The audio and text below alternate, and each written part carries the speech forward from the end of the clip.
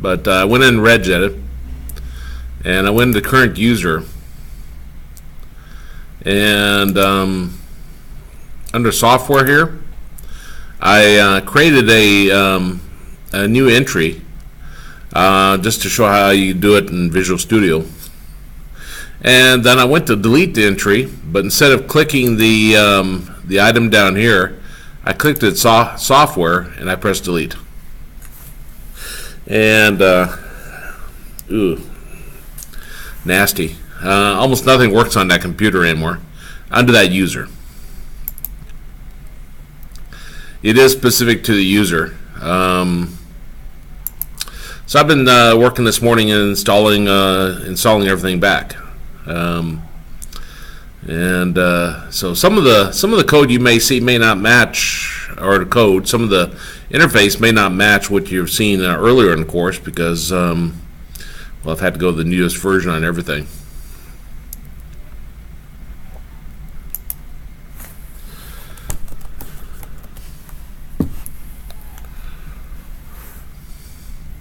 Like 2019's out, Visual Studio 2019.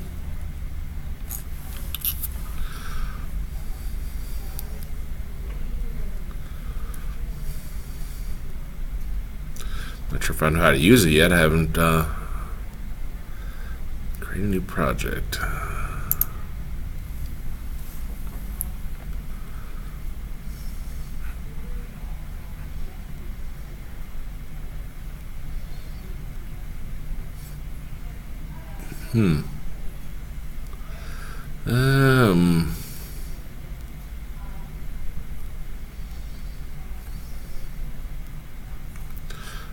Okay, here's the windows. And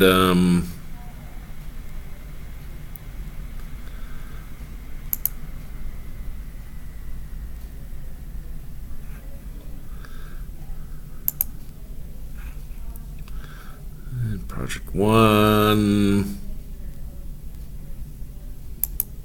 That's why it says C++.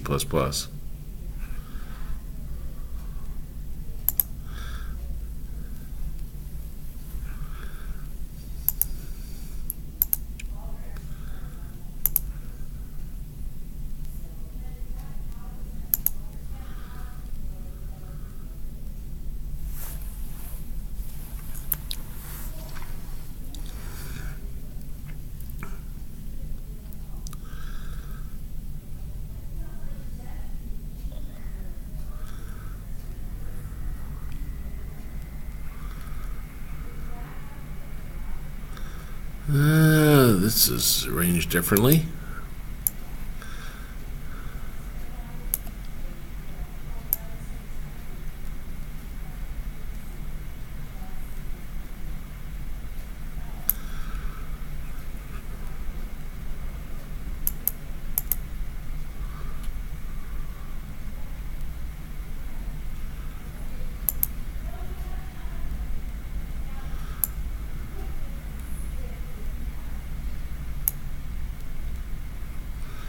I'll get there eventually.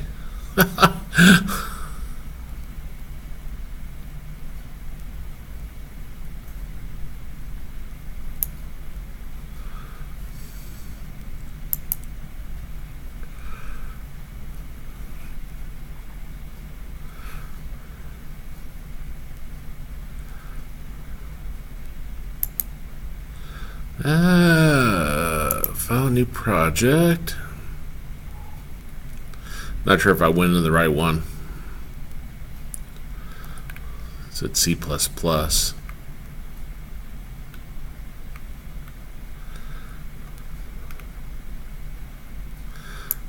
Let's change it to C#. That's better.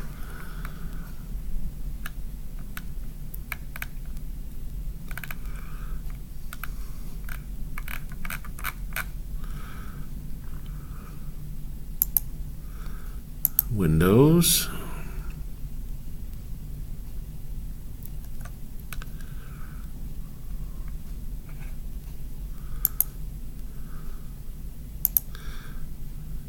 Desktop.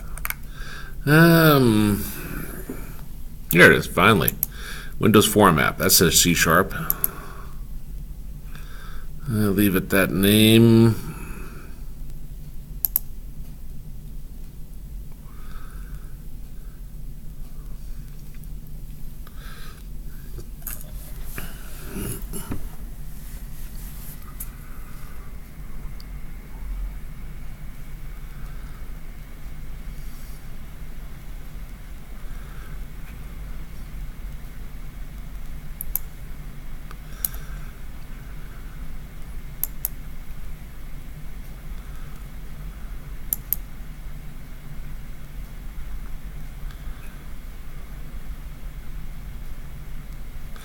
Okay, I guess that's probably good enough.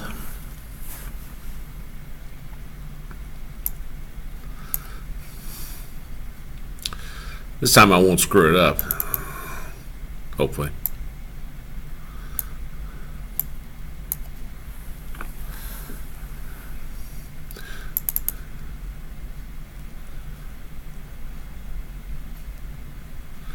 Okay, so let me get back to that web page where I had the code.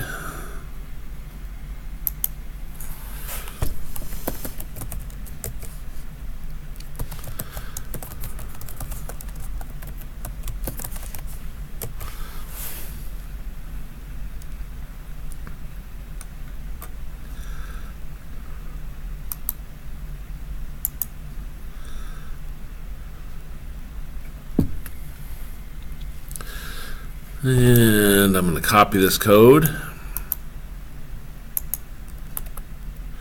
paste it into here.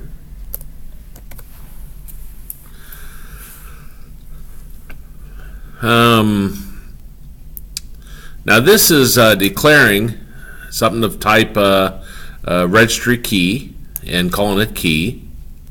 And then key is equal to Microsoft.Windows32.registry.current-user, create subkey.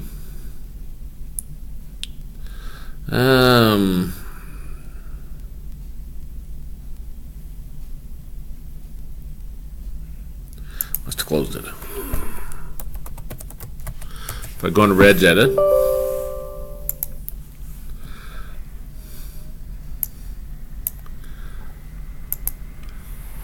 current user is this this choice here. So when you say current user right here, that's the one it's referencing. If I typed Microsoft.win32.registry.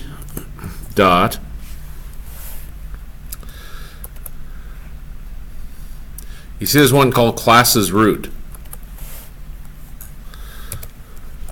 If you do a dot, you see there's a classes root. You see there's one called local machine. Over here we got one called local machine.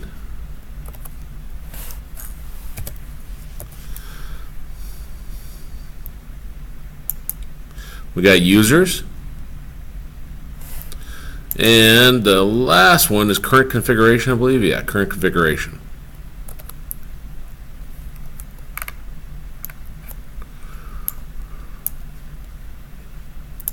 So when it's referring to this, it's going to create an item underneath that and create subkey.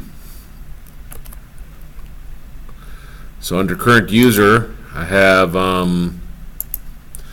these items right here. And so after it gets done running, there should be a new item here. So if I'm going to give it a name I can easily identify.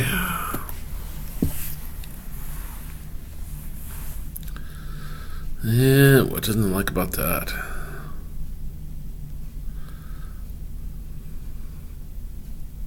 Oh.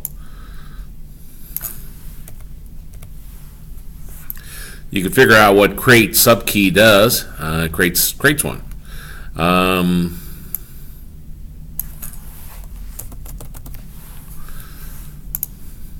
Okay, then I'm going to do a set value. Let's run this. We'll take a look at it, and then we'll talk about the individual pieces. Hopefully it runs under this version of Visual Studio.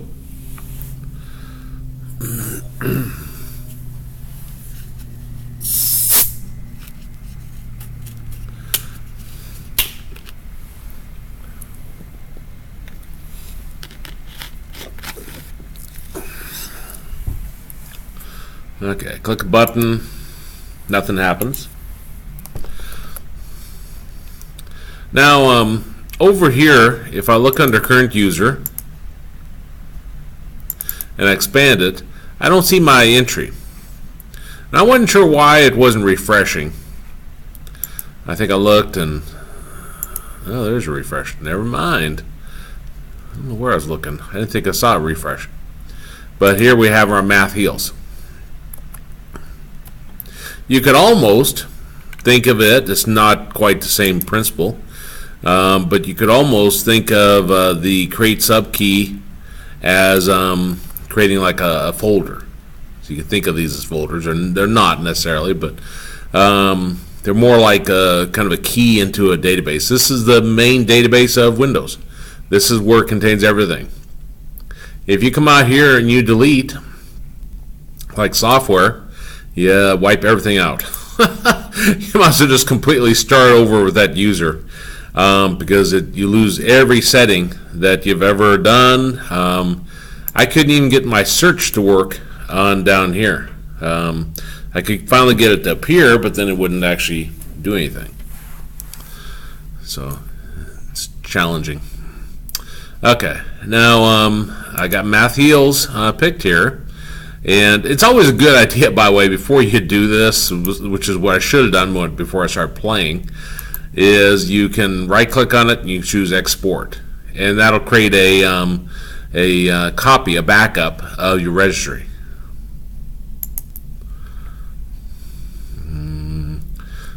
Documents is fine. The registry. This is everything, so it'll probably take a little bit.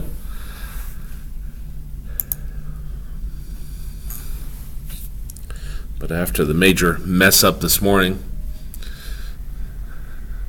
I'll make sure I don't screw anything up again.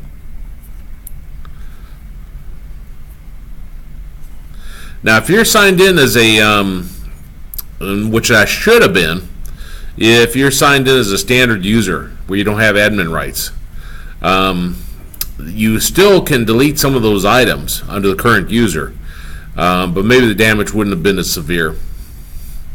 Because it cleaned out a lot of them before it finally got down to the point where where I could where it stopped. And I knew what I had done immediately after I hit the delete, and at that point it's too late. You're sitting there, would it do me any good just power off real quick?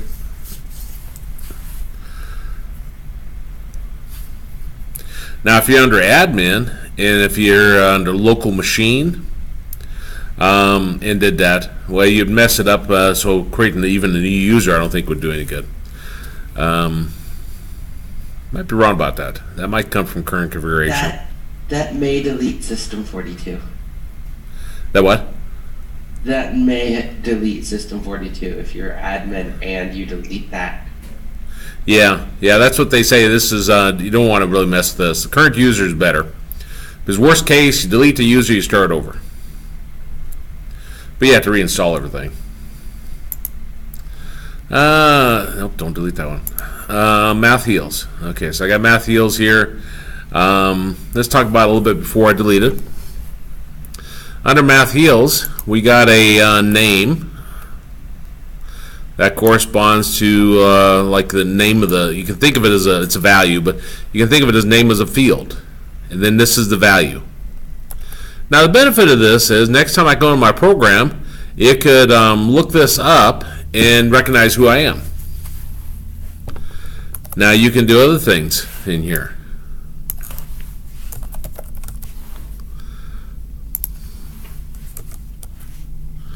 Key.set value version 1.1. Now if I run that,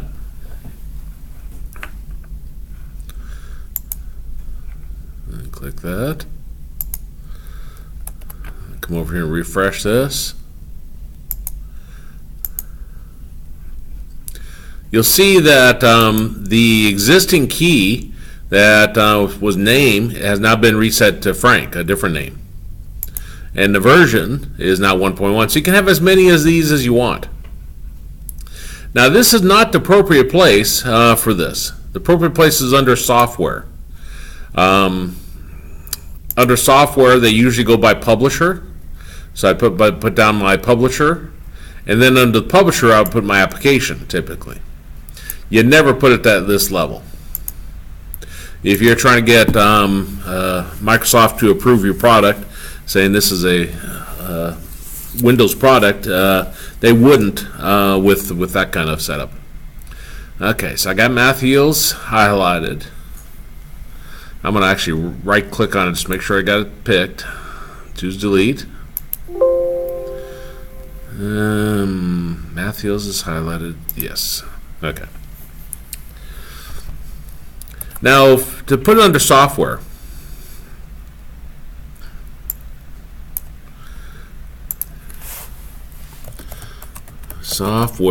and never show the slash, that slash. I had to put 2 slashes. Now I'll explain why here in a minute. Except for, remember how I was saying that we really need to have the publisher? Put Cali College. I think it allows spaces.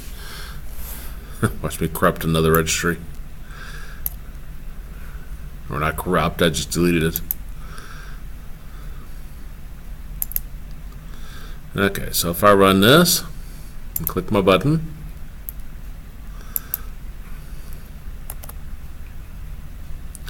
and I'm going to go ahead and refresh this.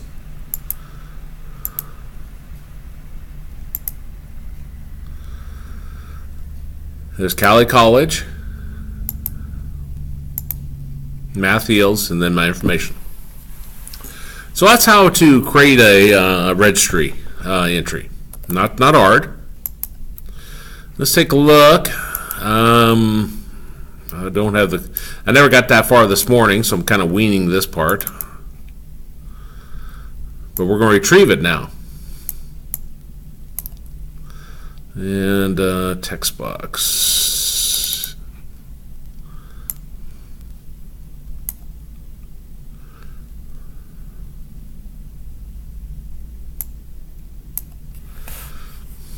Okay, so double click button 2.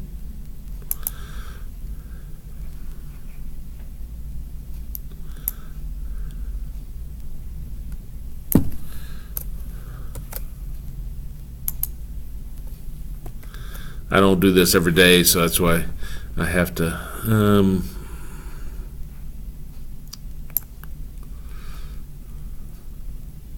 play with it.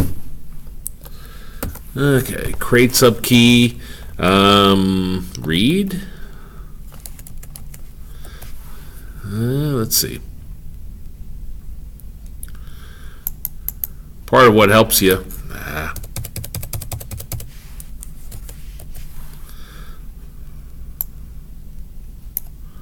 Create subkey. See how it's got a little cube next to it? Looking at the other cubes will tell you what to do. Like if I want to delete a subkey, I choose this one. Get sounds promising. Subkey names.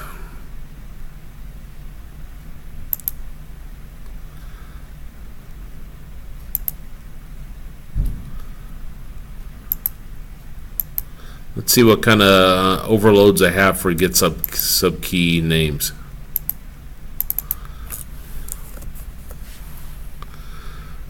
Retrieves an array of strings that contains all the subkey names. I just really want one.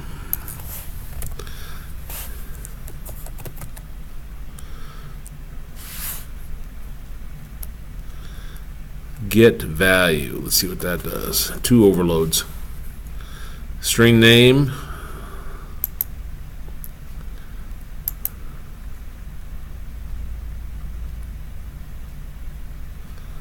Okay, I might have to search for this.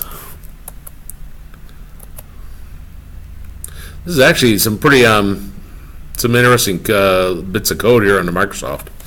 I don't know why they didn't. They put in how to create a key, but they didn't put in how to retrieve it. But they got how to iterate through a directory tree. Okay, reading from registry.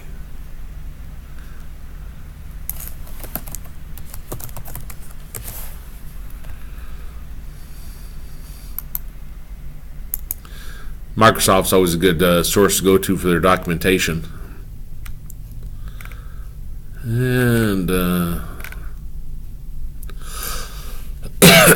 set value.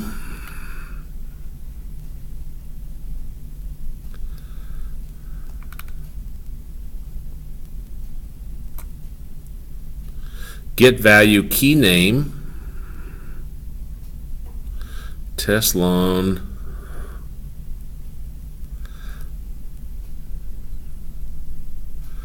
And key name, probably looking right at it.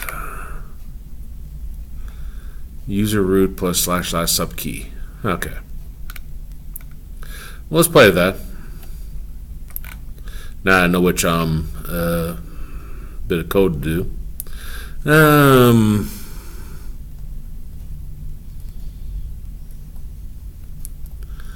Get value.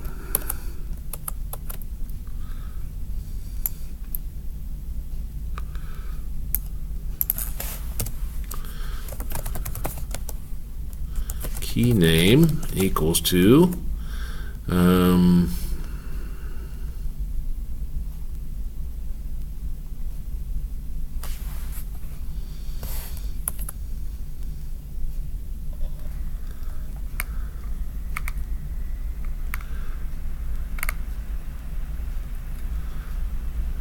each key current user.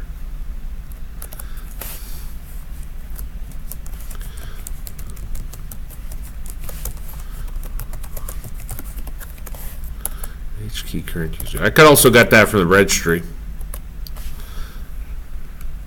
See that up here? Might actually be easier to copy that.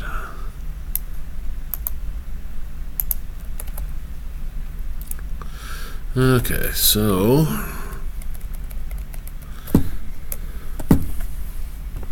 got that there. I need to put 2 slashes in here, otherwise it thinks one is a control.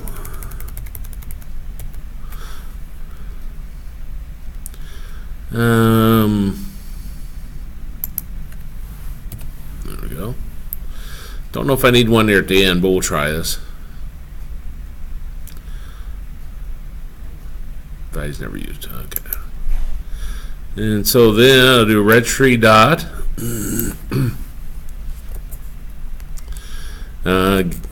get value key name comma and where we want to put it at, I guess.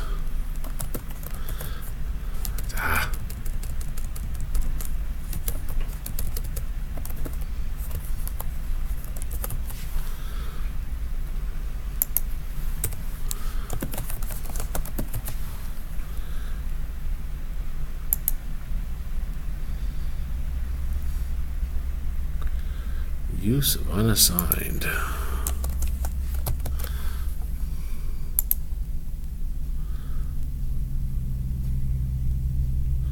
Object default value. Okay, let me read about that a little closer. Returns the value associated with the key name in specified registry. Not found. Okay. So key name, answer.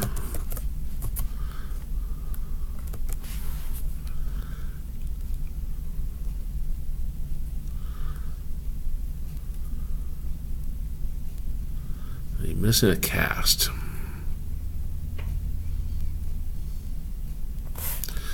Object.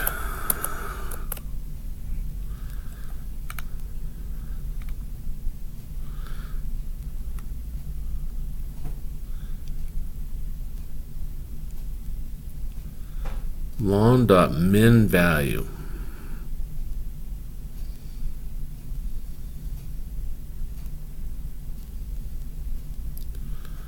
New string.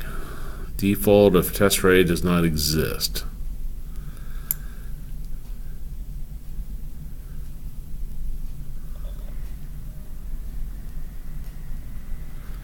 That implies it actually is an array, multi-string.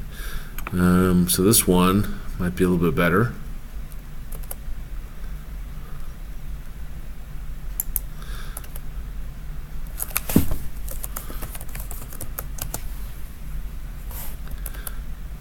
String registry.getValue.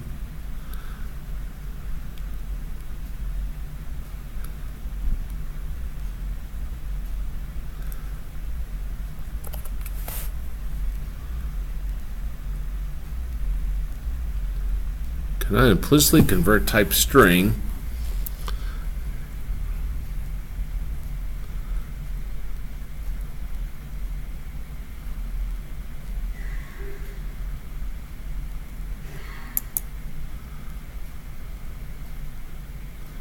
string equals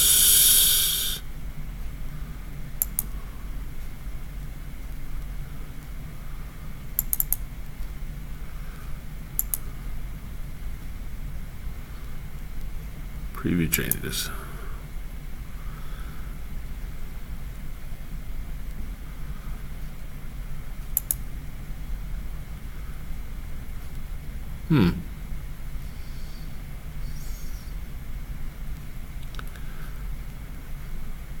It's going to return an object, so that's why I have to do a string on it.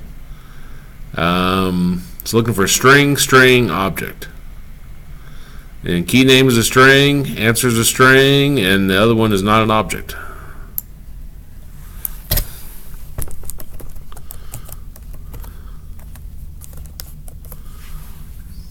What if I could just default put it that way?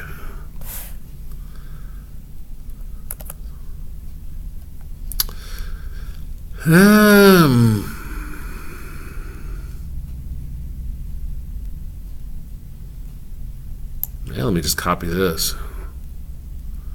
Supposedly that's working since from Microsoft site, but I do got the new version, so.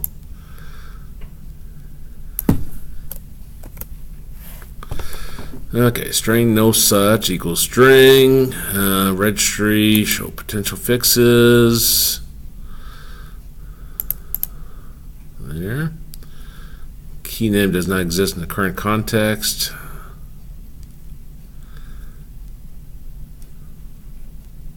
Oh, it's lowercase. Okay, so that's my key name there. This is what I called it, and I called it name.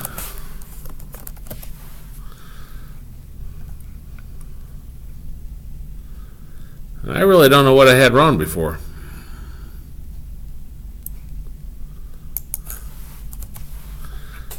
This is that semicolon there. Use of unassigned local variable. Oh. Okay, so not using the answer, but that's okay.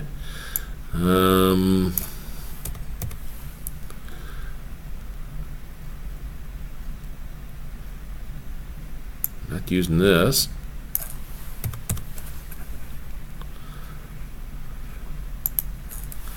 And now my text box 1 dot text is going to equal to no such.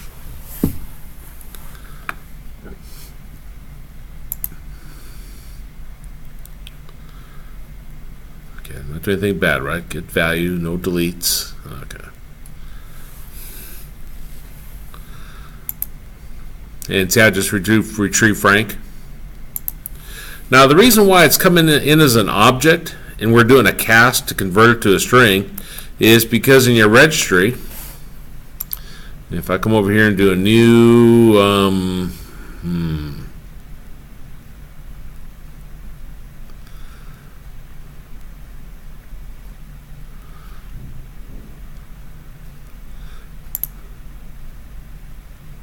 binary,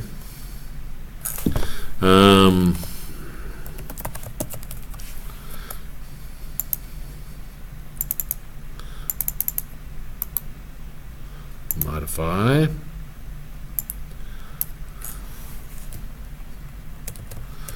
That's weird. Let me.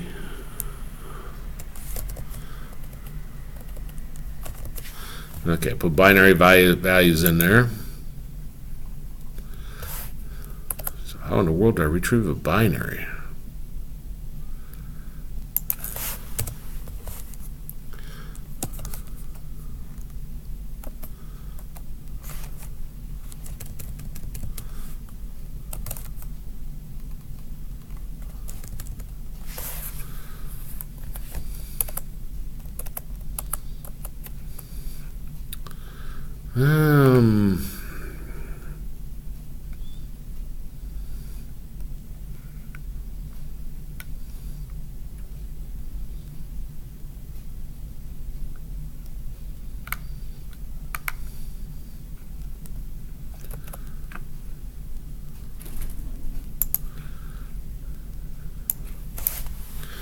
Retrieving a binary from the binary value from the registry.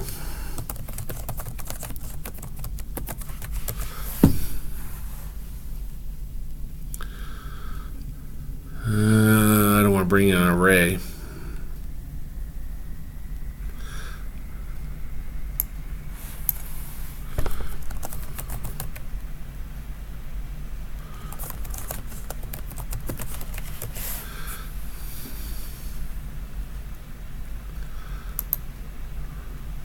Java 2.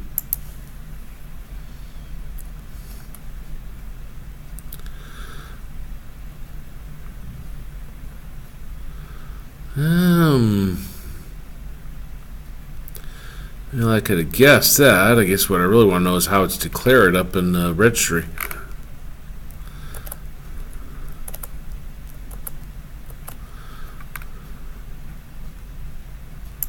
Let's come up here. Key dot set value test on num 5.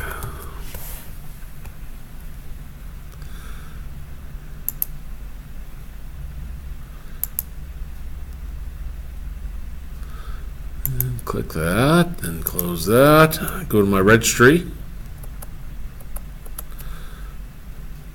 Refresh. It's a D word. Okay.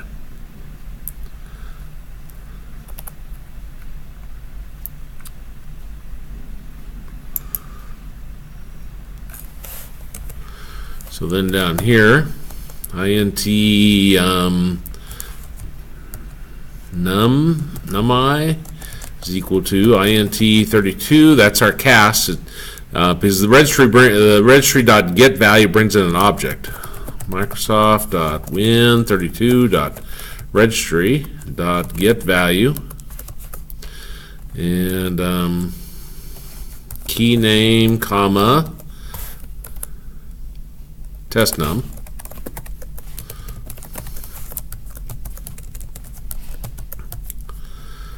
And default value.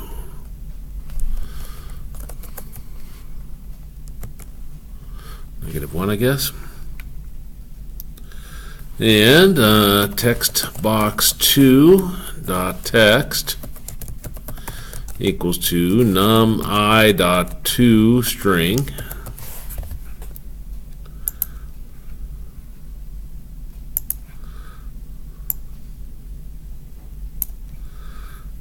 And let's run it.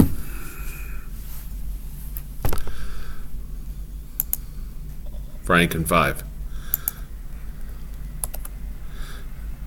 Still didn't answer my question on how to bring in a binary, though.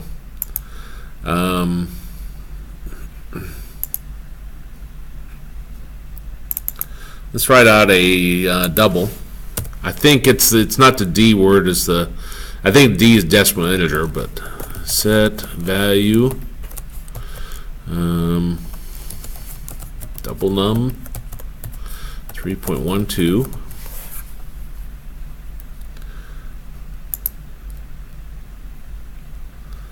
double name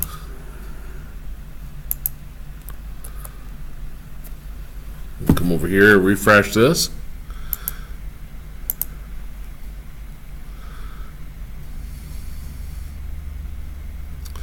There it is. That's curious.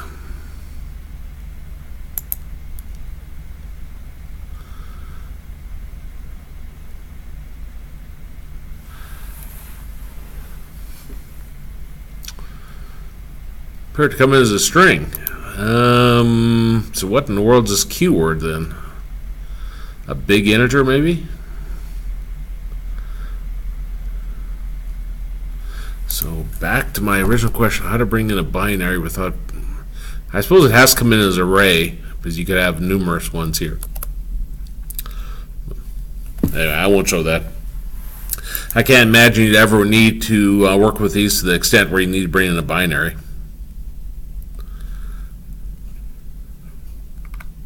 Is there any questions on working with the registry?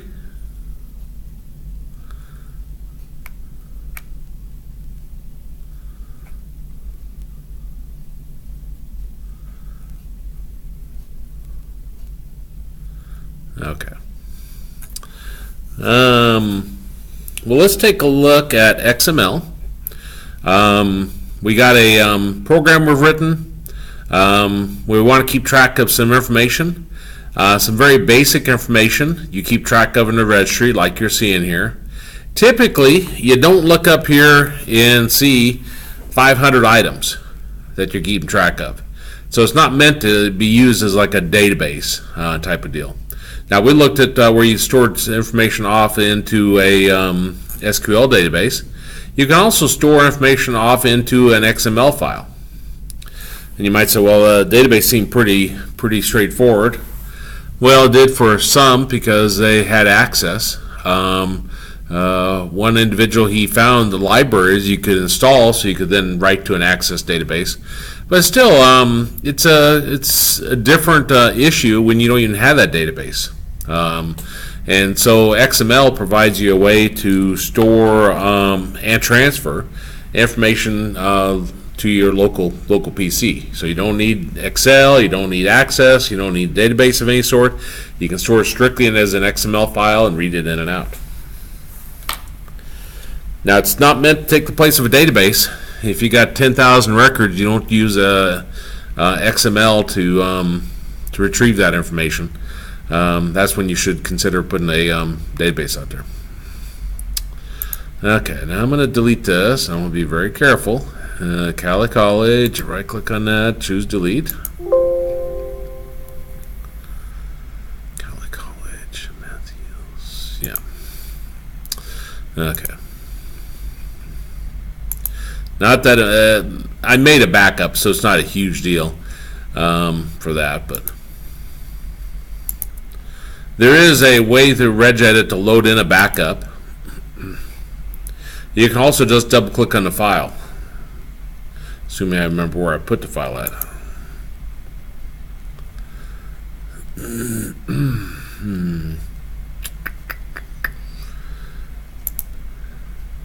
There it is, the registry. So yeah, if you double click on this, it'll load everything in, and if it's already there, it shouldn't double it or anything like that.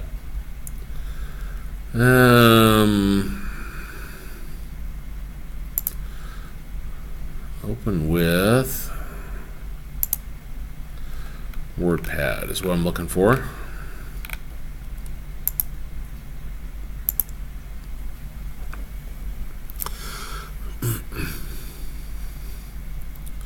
Hopefully it handles it. It's a huge file.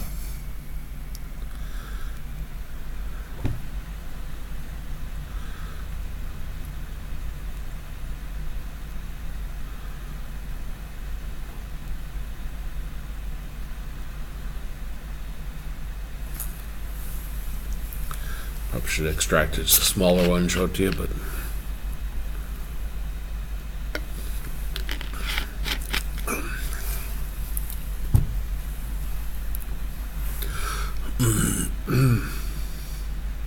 one of the techniques, there's other techniques besides this, but one of the techniques is if you've written a program and you want to deliver it install it on 1,000 PCs in your company.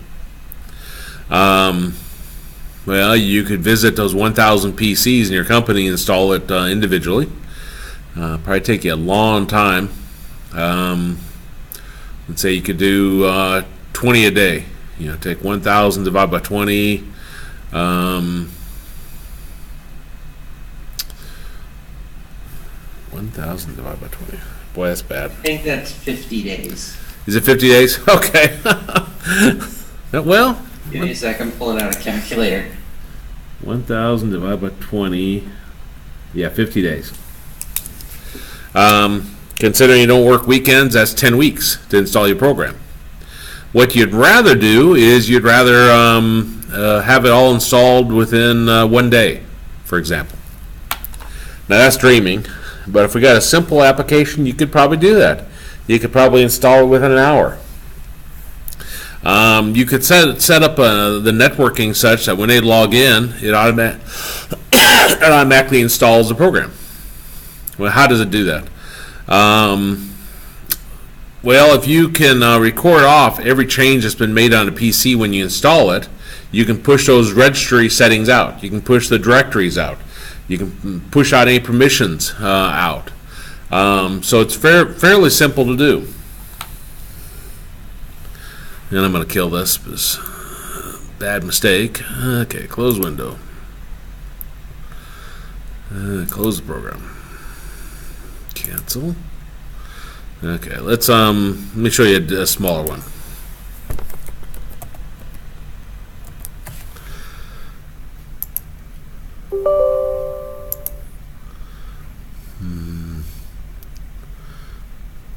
I don't know what that is, but let me do this one.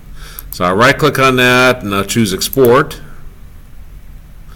And I'm going to documents, and this I'll call it Elaine or ELAN .reg. Now over here I'll right click on this and open with WordPad.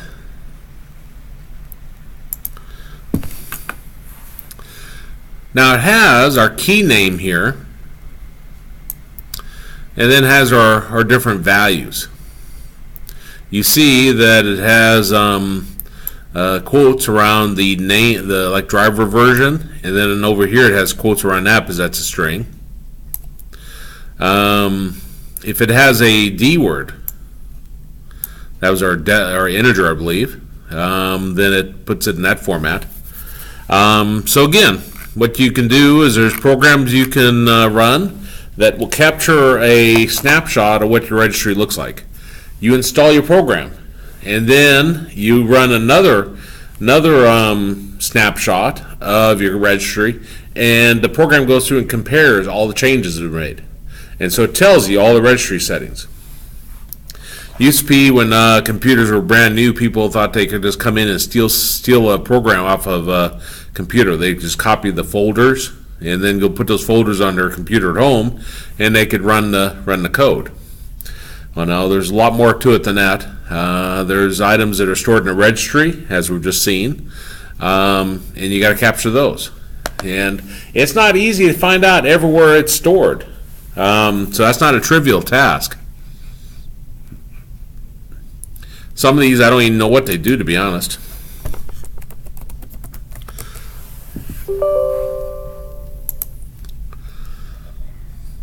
Most of your applications is stored here, but there's also information stored on local machine, classes roots, right here.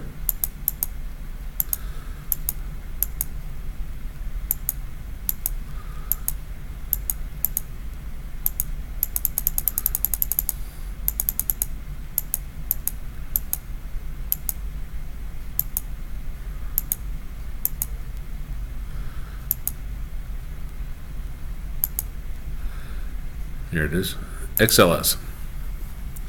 You notice down here in XLS, it tells us XLS is an Excel sheet .8. It tells us this. This tells us that. Shell new, whatever that tells us. Whatever that tells us. No, so they don't necessarily give you a nice user-friendly name so you know exactly what it is. It's not meant for you to go in and manually change. So when you install Excel, it not only puts it under your local area, it may also put information under here. Like this is an Excel extension. XLM is also. I think this is, though I've never worked with it. Binary macro enabled. That's a macro. Never worked with this, but looks like Excel. So there's a lot of different places you'd have to capture, and you have to know what those do exactly. You'll find information on the local machine.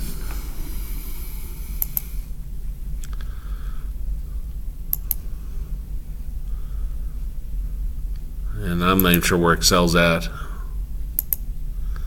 Probably under Office if I had to guess.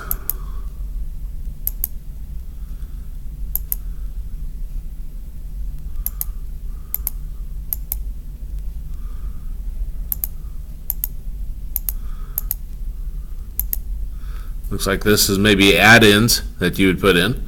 So there's a lot of different pieces to that.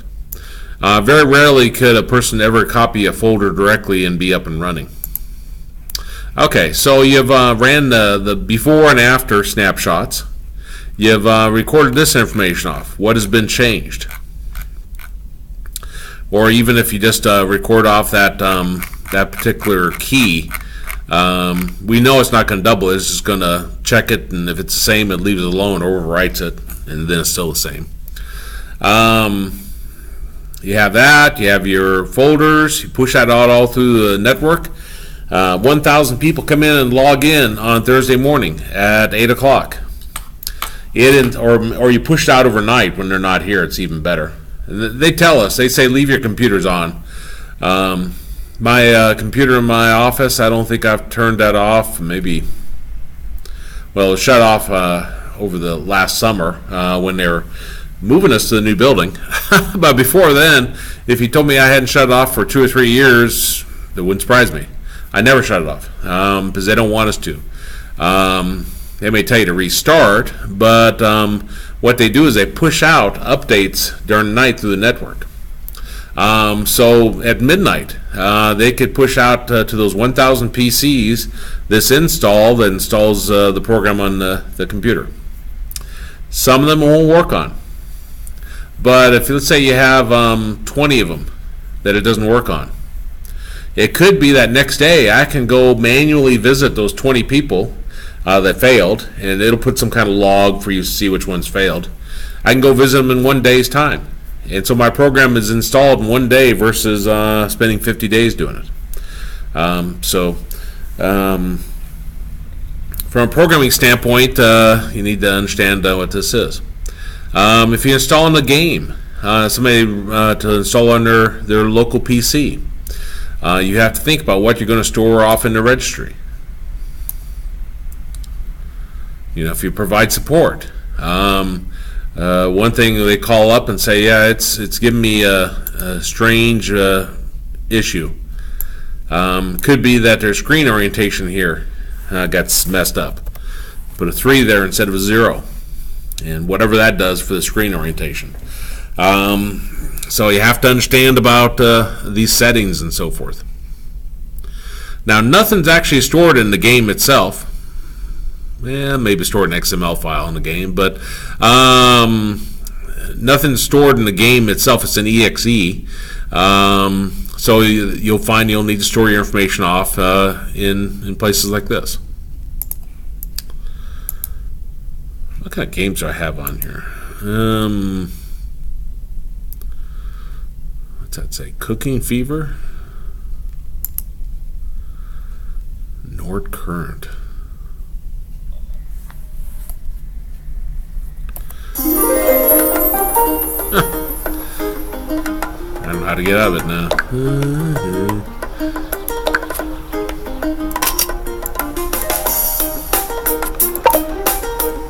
Control Alt Delete.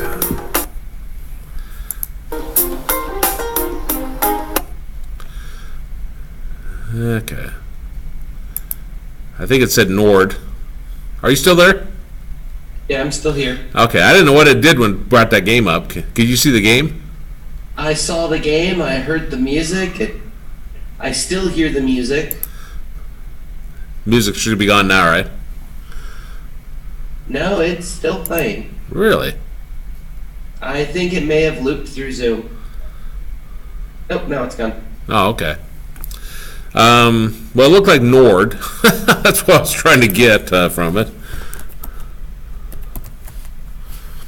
I guess red edit.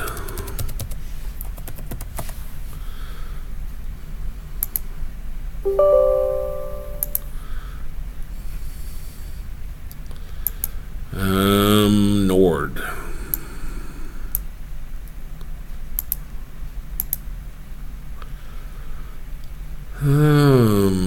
Software there. Nord. Yeah, it doesn't look like it. I wonder if I can identify just by looking. I just wanted to give you an example of some of the things that that you might store off in a registry for a game. Although this class isn't a game development class, it's the same principle for any software you create. So who in the world creates those silly things? Let's see.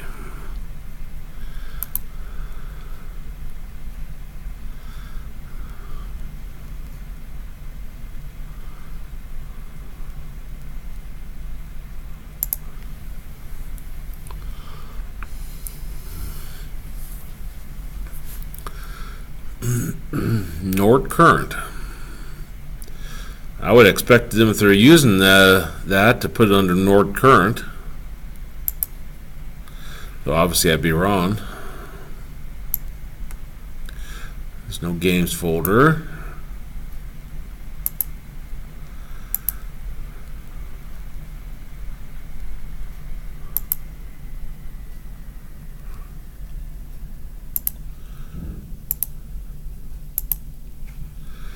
Let me right click on this and I'm going to do a find and type in Nord current or Nord.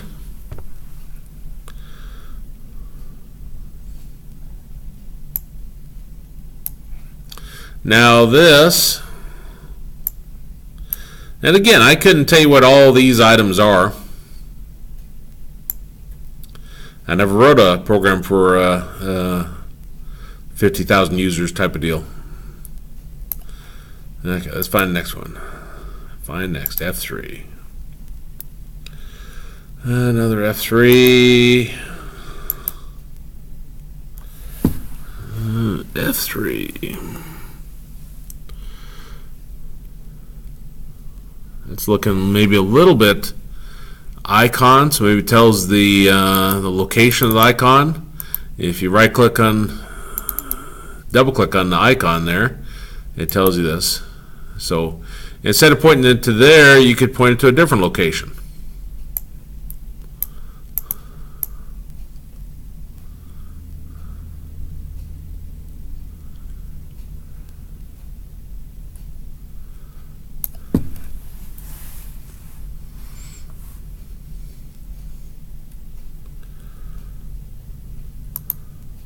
I don't think I have any pictures.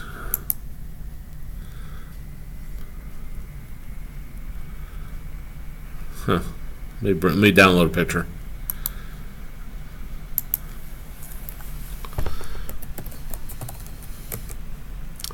I don't think I've been that upset in quite a while.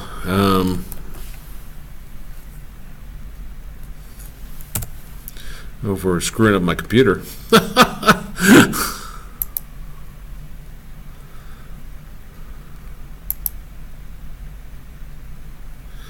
Okay, so copy this one, save images.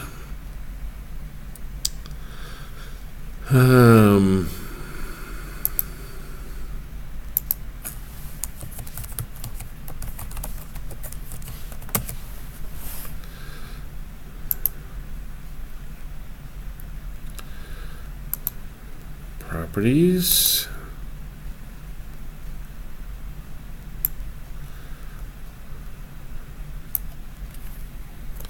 Control C, Pink Panther. I think it was a JPEG.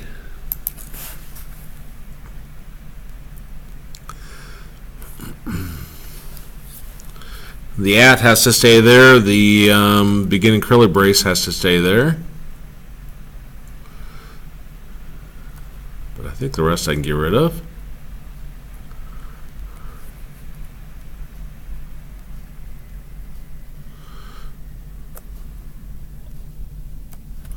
Maybe. // nordcurrent.cookingfever files. Probably screw it up, but I don't care. Pictures / Pink Panther.jpg.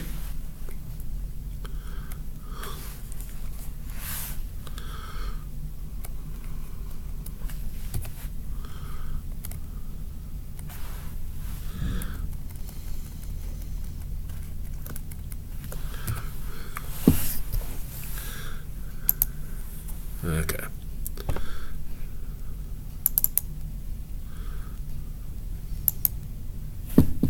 Now, see F3 again. Vendor name. That could be something Microsoft requires. I don't know. And here's the location where the file's at.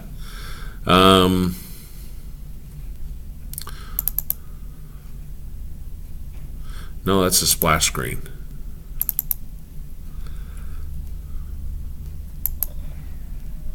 Language.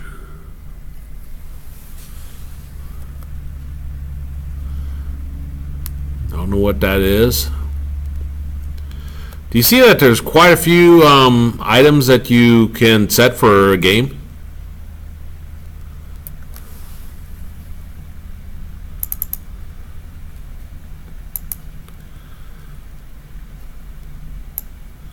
Not sure what that is install time wise. Obviously, maybe a time to install. You know, when nobody's playing it or something, but middle of the night.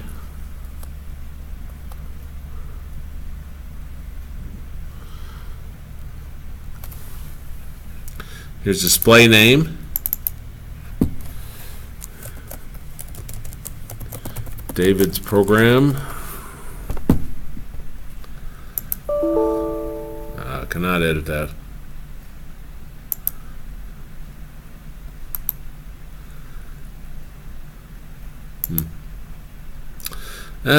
Supported users 1. Anyway, enough about that.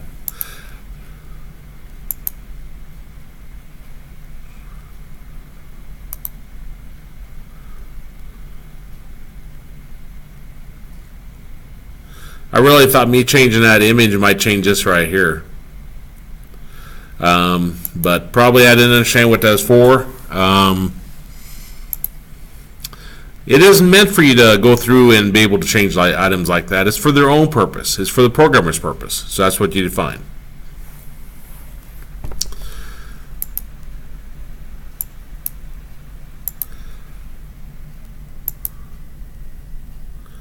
Okay. Let's go back to XML then.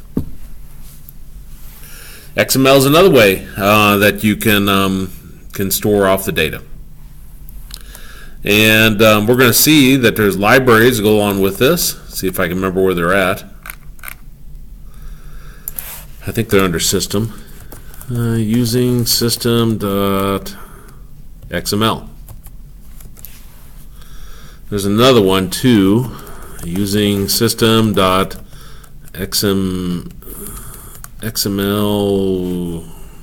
I can't remember the other one. This brings in code you can call. So it brings in methods and so forth.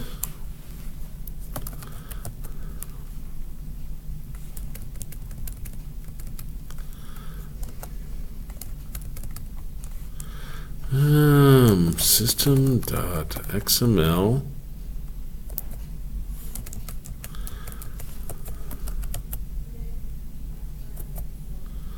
There we go. So a lot of different things you can do with XML. So I just wanted to indicate to you that it's just not a simple thing. Like, not the registry, it can get complex too. But you see, there's an XML Writer. You can probably figure out what we're going to do with that. And there's also an XML Reader. I have not used most of this, I've done some very basics with XML.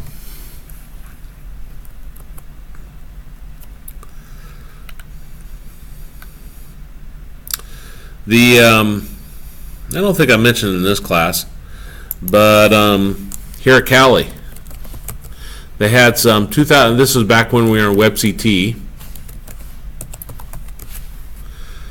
or was it Angel? I think it was Angel. I lied to you. It was Angel.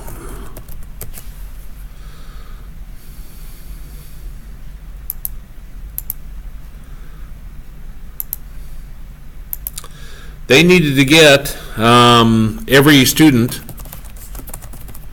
into this LMS. This is like Blackboard.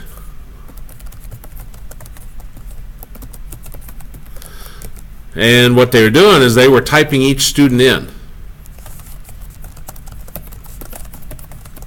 each semester, taking them forever. If we had 2,000 students, they had to create 2,000 users and type those in. Well, Angel provided an XML import process. So if you put it into XML format, then you could import it in. I don't know if I still have that code on my flash drive. I don't even have my flash drive in there. But I wrote a spreadsheet that would do this, because from the spreadsheet I could pull data from our database of all our students and their names and email addresses and so forth, and then I created something like this.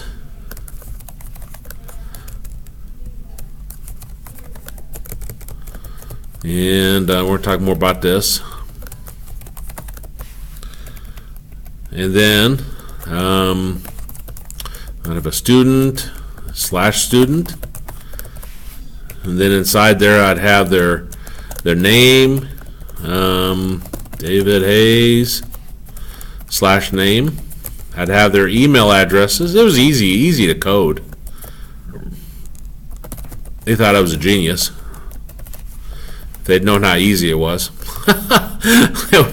My big thing was not to screw it up, because I didn't want to have it go up there incorrectly and then having them go through and delete 2,000 students. Or worse, it got an infinite loop and they had to delete 20,000 students.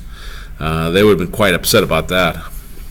So that was my big apprehension, is just making sure it's correct. This is an example of XML. And you'll find oftentimes Blackboard XML import of users. Let's see if there's I never have looked this.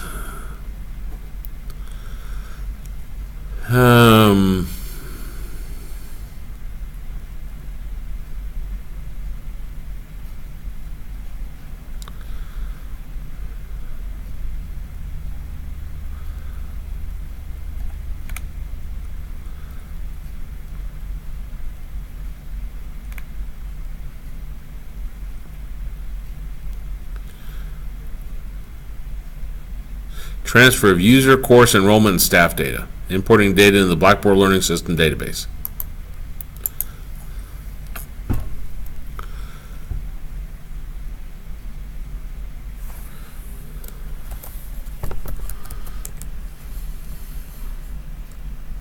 Data format tables for XML files.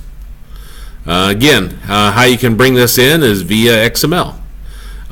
Flat files usually kind of tedious, a little bit dangerous sometimes.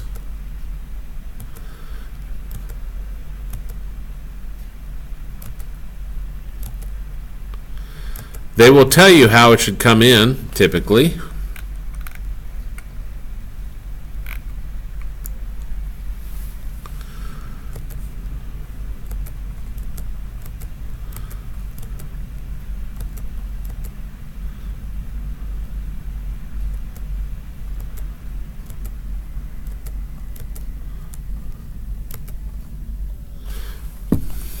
Okay. So for Blackboard, I think that's who this was for.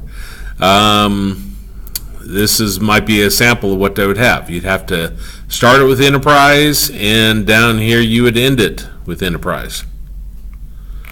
Not sure how many there are. Okay, well, I won't go all the way through that.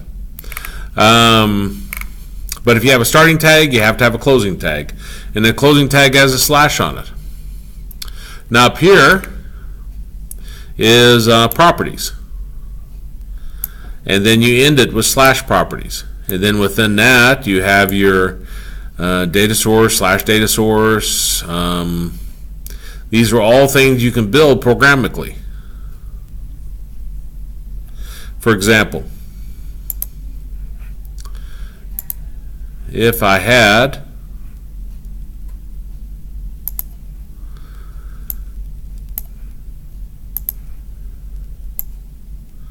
these right here, and realize that I'm just doing text boxes here, but they could be from a database where you're looping through a database. This is perhaps has a name. This perhaps has an email address. So to build the XML,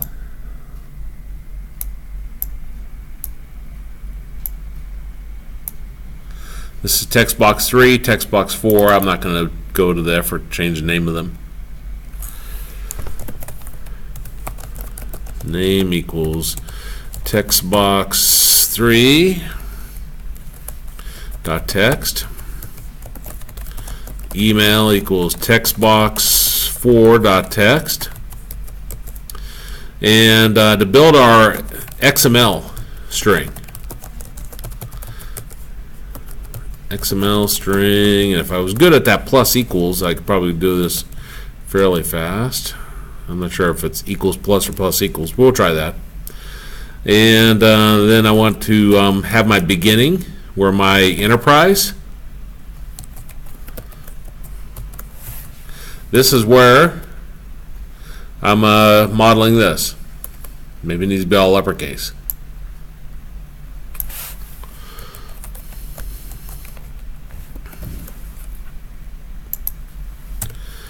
And then XML string plus equals. The next one is a properties. Well, let me just say a student.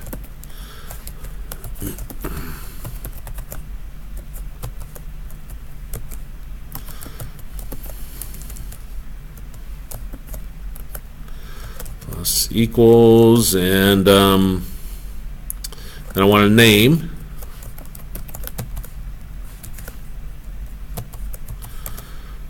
XML string plus equals, and I'm put in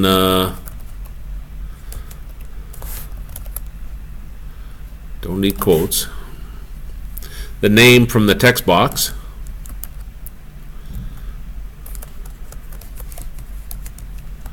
and then I'll end it with slash name.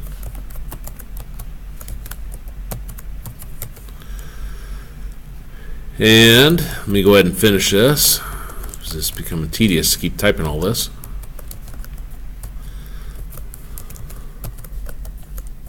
Slash enterprise.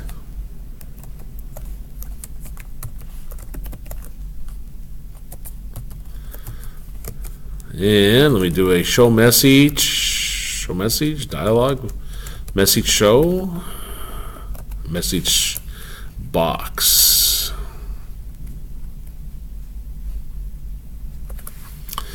Boy, no memory. XML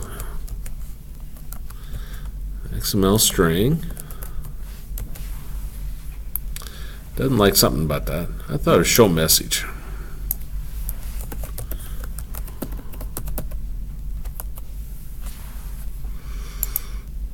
Well, I'm going to write it back out to the text box.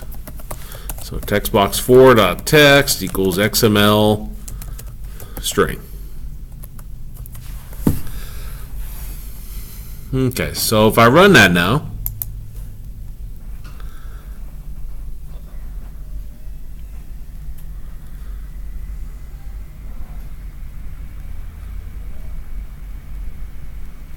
And I'll put, see, Frank Hayes in here, and frank.hayes@gmail.com. Click that button. See how we have enterprise, student, name, and in the middle here is Frank Hayes. I didn't put the email part in there, but you get the idea. Now it's kind of tedious to go through and do all those in this manner. So what we have is we have an XML Writer that will simplify this process that we're going to see. But the idea is that you have your definition already designed for your XML, and you're going to try to figure out how to write to it. We also have a reader, because it gets worse when you're trying to read it in, because if it's all one string, you have to figure out how to separate those. The writer's not too bad, and this is what I wrote for Cali. They needed this export, so I just went through, I looped through every one of my students, or every student at Cali, and I wrote this out in XML format. And then they were able to import all those students in 5 minutes time, versus spending however many days they did creating those brand new users. This is the power of XML, of how you exchange data. In a game, if you're saving off, there's one game where you could save off a whole bunch of items that they had collected.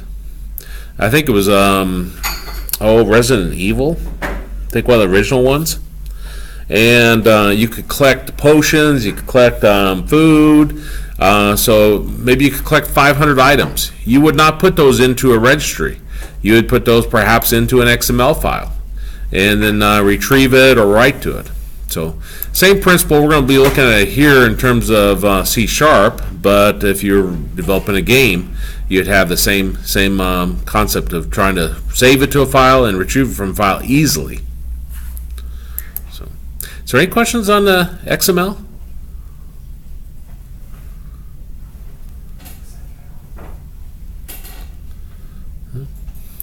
Well, next time we're going to get into actually looking at some basics of XML via this tutorial. We won't go into it a whole lot of depth. We could spend an entire semester covering all the details behind it, but we're just going to look into the very basics of how to write to it and how to read. Well, after we see what it is, then we'll look at the basics, how to write to it and read to it using the writers and readers over in Visual Studio. Hopefully the code I show you here will be the same as what you have in your version.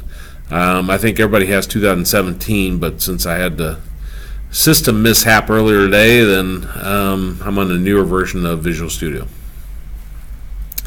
But I'll go ahead and stop the recording there, hopefully.